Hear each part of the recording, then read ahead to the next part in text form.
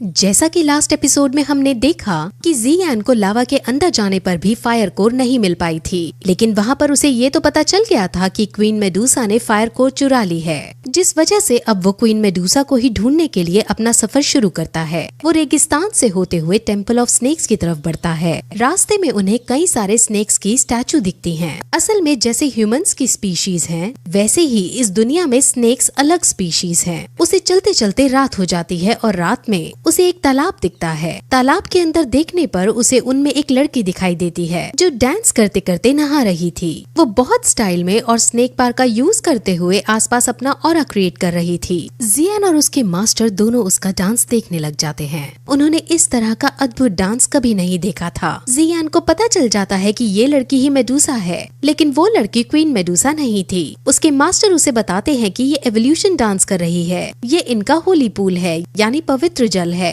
ये यहाँ पर स्नान करके अपनी पावर्स को इंक्रीज करते हैं, यानी अपने आप को विकसित करते हैं। अब इस स्टेज पर इनको विकसित होने के लिए फायर कोर चाहिए होगा, और इस बात से अब उनको कंफर्म हो जाता है कि क्वीन मेडुसा के पास ही फायर कोर मौजूद है। अब वो उस लेडी को देख ही रहे होते हैं कि लेडी समझ जाती है कि कोई उसे देख रहा है। वो तुरंत अपने आदमियों को बुलाती है और उनमें से यूमई को जियान को मारने का ऑर्डर देती है। यूमई तुरंत जियान को मारने उसके पीछे भागती है और जियान अपनी जान बचाकर उससे दूर भागता है, लेकिन यूमई फाइनली जियान को पकड़ लेती है और उन दोनों में काफी ज्यादा एक्सटेंट लेवल पर फाइट होने लगती है। यूमई बहुत ज्यादा शक्तिशाली थी, जिस वजह से जियान हारने लगता है। यूमई अपनी स्नेक पावर का यूज करते हुए उस पर बुरी तरह भारी पड़ती है और जियान काफी कोशिश करने के बाद भी वहाँ से दूर नहीं भाग पा रहा होता है। यूमई उसकी एबिलिटीज को देखकर बहुत ज्यादा शॉक होती है, जिस वजह से वो उसे जिंदा पकड़ना चाहती थी, लेकिन जियान अपनी फुल स्ट्रेंथ का यूज करते हुए यूमई के फेस पर एक खरोच मारने में कामयाब हो जाता है। यूमई को अब ये बात सहन नहीं होती। उसके फेस पर, यानी उसके सुंदर फेस पर अब एक खरोच आ चुकी थी।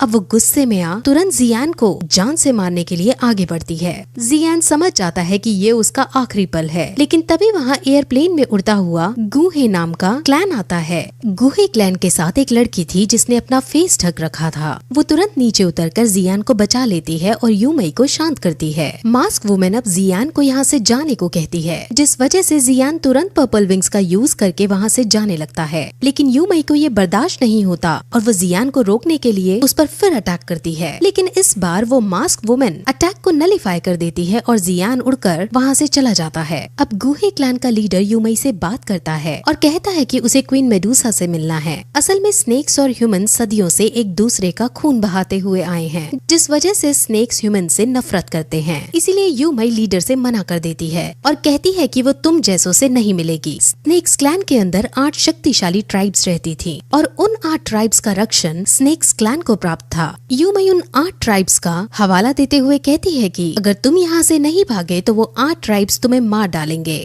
गुहे यूमई की धमकी से नहीं डरता और अब उनमें फाइट होने लगती है। गुहे के पास बहुत अच्छे और तगड़े वॉरियर्स थे और वो वॉरियर्स अब एक साथ यूमई पर हमला करते हैं। यूमई पहले तो उनसे लड़ने की कोशिश करती है, लेकिन जब उसे लगता है कि वो इनसे नहीं जीत पाएगी तो वो वहाँ से चुपके से भाग निकलती है। वहीं उड़ते उड़ते जियान वहाँ से दूर जा रहा होता है। तब उसके मास्टर उसे गुहे की क्लैन के बारे में बताते हैं कि उन्हीं ने आज तुम्हारी जान बचाई। वो भी क्वीन मेडुसा से फायर कोर लेने आए थे। अब जियान अपने मास्टर का इशारा समझ जाता है और ये डिसाइड करता है कि वो क्वीन मेडुसा को गुहे से लड़वाएगा और खुद उनकी लड़ाई के बीच आकर फायर कोर को हासिल कर लेगा। अब वो दोनों सीधे टेम्पल्स की तरफ जाने लगते हैं, क्योंकि क्वीन मेडुसा टेम्पल के अंदर ही मौजूद है। जियान वहाँ एक स्नेक्स की टोली देखता है। वो एक स्नेक को किडनैप करके उसके कपड़े पहन खुद स्नेक वुमेन बन जाता है और उनकी टोली में शामिल हो टेम्पल्स के अंदर जाता है। वहीं अब हमें क्वीन मेडुसा को दिखाते हैं और उसके पास फायर कोर मौजूद है। यूमई अब टेम्पल के अंदर आकर क्वीन मेडुसा को अब तक जो हुआ वो सब बताती है।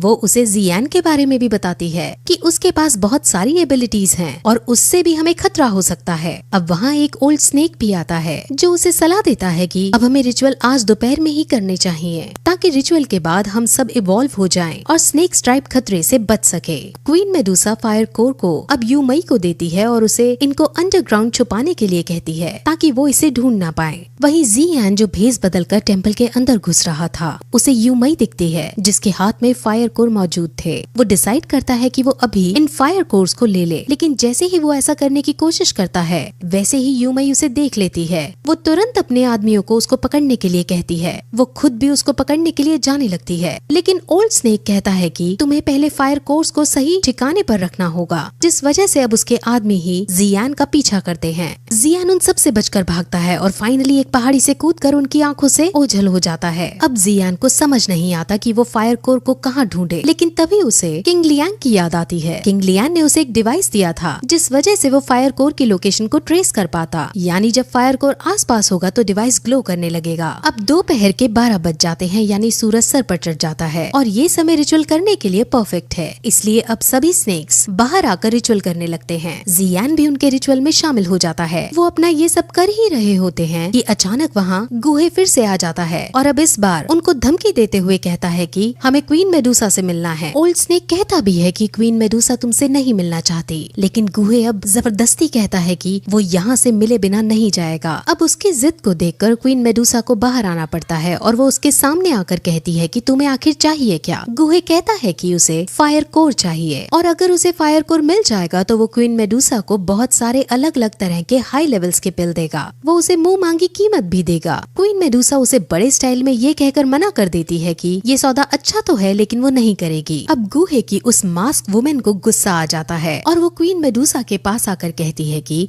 हम तुम्हें इतनी अच्छी डील दे रहे हैं और तुम नहीं मान रही। मास्क वुमेन अब ये भी समझ जाती है कि क्वीन मेडुसा असल में यहाँ मौजूद ही नहीं है। वो क्वीन मेडुसा को टच करती है और वो गायब हो जाती है। वहीं नीचे जियान ये सब देख रहा होता है और उसे ये अच्छा मौका लगता है। वो तुरंत तीर से धनुष चलाता है और गुहे पर हमला करता है और सभी से ये कहता है कि इसने क्वीन मेडुसा को मार डाला, हमें इससे बदला लेना चाहिए। अब सभी स्नेक वॉरियर्स गुहे पर हमला कर देते हैं और जियान को मौका मिल जाता है और वो तुरंत टेम्पल के अंदर जाकर अंडरग्राउंड की तरफ जाने वाले रास्ते पर जाने लगता है। वहाँ उसे रास्ते में स्नेक्स वुमेन्स दिखती हैं जो क्वीन मेडुसा की मूर्ति की पूजा कर रही थी। जियान जब पूजा से और आगे बढ़ता है तब एक स्नेक वुमेन को शक हो जाता है और वो जियान के ऊपर से कपड़ा हटा देती है। अब सबको पता चल जाता है कि ये एक इंसान है। वो स्नेक वुमेन तुरंत जियान पर हमला करती है। हालांकि जियान बहुत शक्तिशाली योद्धा है, लेकिन वो स्नेक वुमेन के सामने हल्का पड़ता है। स्नेक वुमेन अब जियान पर फुल स्ट्रेंथ से हमला करती है और जियान अब अंडरग्राउंड जाने वाले रास्ते पर जाकर गिरता है। वहाँ पर कई सारे ट्रैप्स रचे थे। वहाँ अलग अलग हथियार की टाइल्स जमीन में बिछी थी। जियान एरो टाइल पर गिरता है जिस वजह से बहुत सारे एरोज उसके ऊपर आकर गिरने लगते हैं। अब स्नेक वुमेन को भी इस जगह के बारे में नॉलेज नहीं थी और उसके ऊपर भी एरो गिर रहे थे। जियान तो कैसे न कैसे करके उन एरोज से बचता है, लेकिन कई सारे एरोज स्नेक वुमेन को लग जाते हैं। अब स्नेक वुमेन को गुस्सा आता है और वो तुरंत जियान पर फुल स्ट्रेंथ के साथ वॉर करती है, लेकिन अब इस बार उसका मास्टर उसका साथ देता है और अपने मास्टर की पावर्स का यूज करते हुए जियान उसे मार डालता है। उसके मास्टर अब उसे इसके नीचे जाने का रास्ता खोजने को कहते हैं, लेकिन जियान रास्ता खोजने के बजाय जमीन में ही जोर से अटैक करता है जिससे जमीन टूट जाती है और जियान नीचे गिरने लगता है। जियान का प्लान था कि वो नीचे गिरते वक्त पर्पल विंग्स का यूज करेगा, लेकिन इस अंडरग्राउंड जगह पर उसके पर्पल विंग्स काम नहीं करते और वो नीचे गिर जाता है। हालांकि एक पेड़ पर गिरकर वो बच जाता है, लेकिन अब उसके मास्टर उसे समझाते हैं कि इस जगह तुम उड़ नहीं पाओगे। वो अब आगे बढ़ते हैं जहाँ उन्हें आगे चलने पर एक पॉइजनस लेक दिखाई देती है। वो इतनी ज्यादा ताकतवर पॉइजनस थी कि उसमें एक पत्ता डालने पर वो पत्ता तुरंत नष्ट हो जाता है। जियान समझ नहीं पाता कि अब वो इसे पार कैसे करे, क्योंकि उसके पास अब पर्पल विंग्स भी नहीं है। लेकिन उसके मास्टर अब फिर से चिलिंग फ्लेम का यूज करके उसको कवर करते हैं और उसे जल्दी से स्विम करके लेक के पार जाने को कहते हैं। वहीं ऊपर गुहे मास्क वुमेन के साथ टेम्पल के अंदर जाता है और खजाना रखने वाली जगह पर जाकर वो जैसे ही फायर कोर को उठाता है तो वो समझ जाता है कि ये नकली फ्लेम है। उसे बहुत गुस्सा आता है, लेकिन मास्क वुमेन उसके गुस्से को शांत करती है और कहती है कि यहाँ और भी जगह है जहाँ पर फायर कोर मौजूद हो सकता है, हमें वहाँ ढूंढना चाहिए। अब मास्क मैन और गुहे बाहर आते हैं और मास्क वुमेन सबसे पहले बाहर चल रही स्नेक्स वर्सेस ह्यूमंस की फाइट को ज्वाइन करती है और स्नेक्स को बुरी तरह से मारने लगती है। वहीं जियान अब पॉइजनस लेक पार करके दूसरी पार पहुंचता है जहां उसे क्वीन मेडुसा दिखती है जो फायर कोर को निकालकर उसे स्वेलो करने वाली थी। वहीं क्वीन मेडुसा जियान को देख लेती है, लेकिन इस बार वो उस पर अटैक करने के बजाय ये सोचती है कि इस लड़के ने पवित्र तालाब से लेकर यहाँ तक मेरा पीछा किया है और अभी तक ये सही सलामत है, यानी इसके अंदर जरूर कोई न कोई बात है।